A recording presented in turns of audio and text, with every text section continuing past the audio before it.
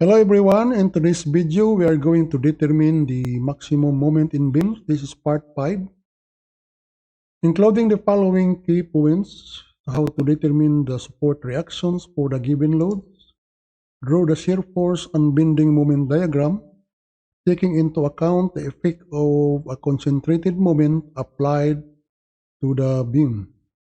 So let's dive into our problem. Determine the maximum moment of a beam carrying a uniform load and a concentrated load as shown in the figure below. So we have here the span.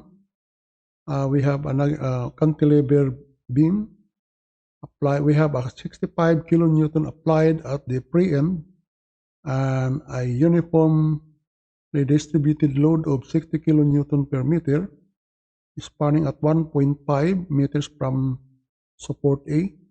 We have a 55 kilonewton concentrated load and a 15 kilonewton per meter, and we have also introduced the concentrated moment applied at point D. So let's get started with our solution. First of all, we need to determine the support reaction. Let's say sum up moment at any arbitrary location, either A or B, is equal to 0, positive clockwise. So we have here negative RB times 5.2 minus 65 times 1.5. This is RB times the moment arm from here to there, that is 5.2. That is counterclockwise, that's why we have negative. And another clockwise, 65 kilonewton times 1.5 moment arm, negative, that is counterclockwise, plus 60 kilonewton meter times 1.5 square over 2. So that is 60 times 1.5 times the center line of the load.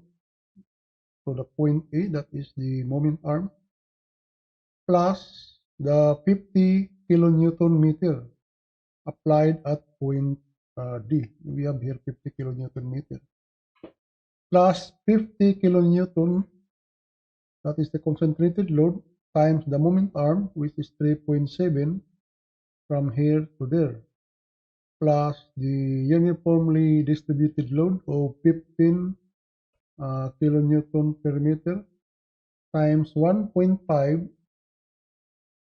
times the moment arm, which is 4.45 from the center line of the load to point A, and that is equal to 0. So the RB is equal to 62.24 kilonewton. So now we have to determine the reaction at point A. So to determine that reaction at point A, we need to sum up forces along Y, positive upward, is equal to 0. So we have 62.24 kilonewton plus the reaction at A, which is RA, minus 65 downward concentrated load, minus 60 kilonewton per meter times 1.5, which is this one here, minus 55 kilonewton, this one, and minus the 50 kilonewton per meter times 1.5. This is the one here. So that is equal to 0. So to calculate a reaction at A, that is equal to 170.26 kilonewton. So we are done in determining the reaction at the support. So now we can proceed to draw the shear diagram. So to draw the shear diagram, we start at point C, where the shear is 0. So we have a concentrated load of 65. So it drops down to negative 65. And between C and A, we don't have any load. So the load in the shear diagram is constant. That is from point C to A. So at point A, we have the reaction of 170.26 kilonewton. So negative 65 plus 170.26, that would give us 105.26. So here we have calculated the shear at point A, that is negative 65 plus 170.26, and that is equal to 105.26 kilonewton. So at point D, we have a uniformly distributed load of 60 kilonewton per meter. In the shear diagram, we have the linear. For uniform load, we have a linear, which is first degree, and that is 105.26 minus the load between A to D. So the only load that we have between these points is only the uniform load, which is 60 kilonewton per meter. So 105.26 minus 60 times 1.5, and that is equal to 15.26. So here, BD is a 105.26 minus 60 times 1.5, and that is equal to 15.26. Then the next one is to determine the shear at point E. So at point A, between point A and D, we don't have any load. So the area under the shear diagram is constant, which is 15.26. So at point E, we have a dropping load of 55 kilonewton, which is downward. So 15.26 minus 55 kilonewton, and that is equal to negative 39.74. So that is the shear at point D. 15.26 minus 55, and that is equal to negative 39.74 at this point. So the shear at point B, that is equal to negative 39.74 minus the load between A and B. So the only load that we have is the uniformly distributed load of 15 kilonewton per meter times 1.5, and that is equal to negative 62.24.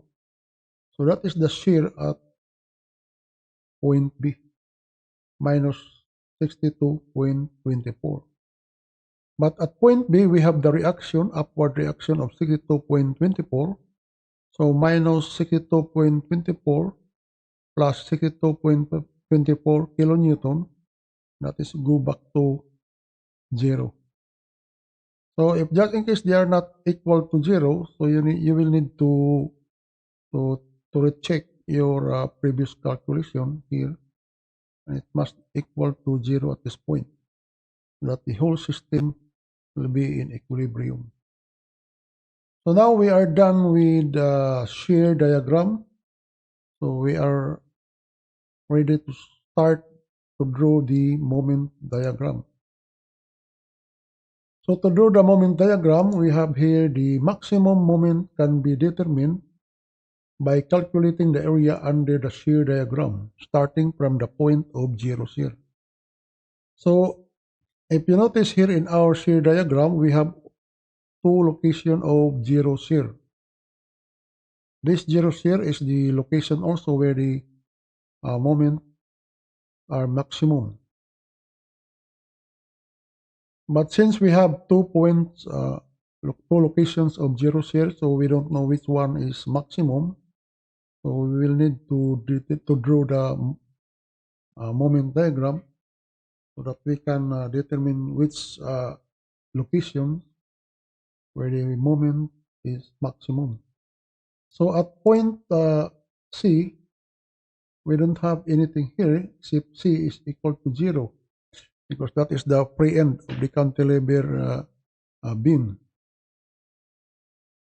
So moment at point A is equal to the area under the shear diagram. So the area under the shear diagram is minus 65 times 1.5, the length of this one, and that is equal to 97.5. So negative 65 times 1.5 is equal to negative 97.5. And if the shear diagram is constant, our moment diagram here is linear, which is first degree. 0 degree, moment is first degree. Now the moment at point D, that is equal to negative 97.5 plus the area between A and D. So we have here a trapezoidal area. So the moment at point D is equal to negative 97.5 plus the trapezoidal area, which is 0.5 times 1.5 meters times the average height of trapezoidal area, which is 105.26 plus 15.26, and that is equal to negative 7.11 at this point. But at point D, we have a concentrated moment of 50 kilonewton meter.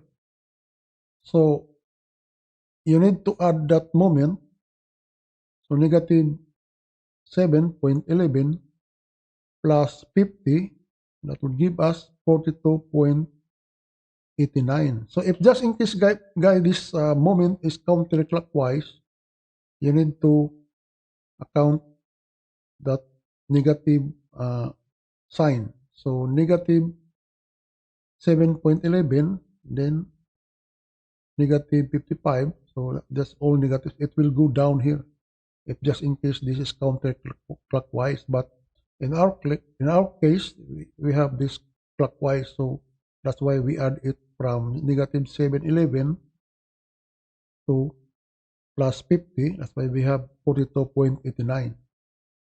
Now the moment at point E is equal to 42.89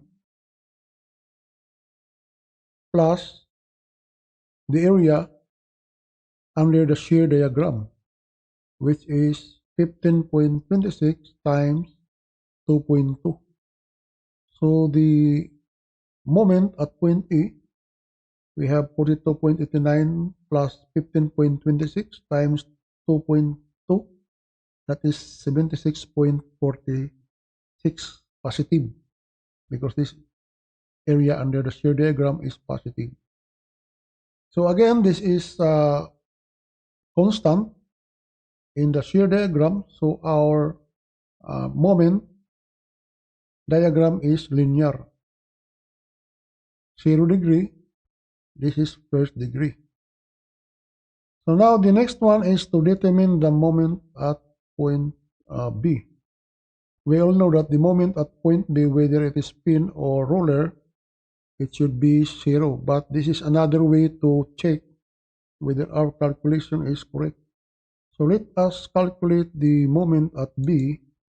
Moment at B is equal to 76.46 minus the area under the shear diagram, which is trapezoidal. So 0.5 times 1.5 times 39.74 plus 62.24, and that is equal to 0. Actually, there is a discrepancy of 0.03 or something 0.02, but that is fine because that is due to the rounding off of the number. So now the final result, we have a maximum positive moment of 76.46 under the zero shear here at this point, and the other location, which is zero shear, also at point A, which is maximum negative moment of 97.5. So that's all for today's video, guys. And if you enjoyed this video, please don't forget to like or consider subscribing so that you will be updated for the next upload. So thank you for watching. See you next time and God bless.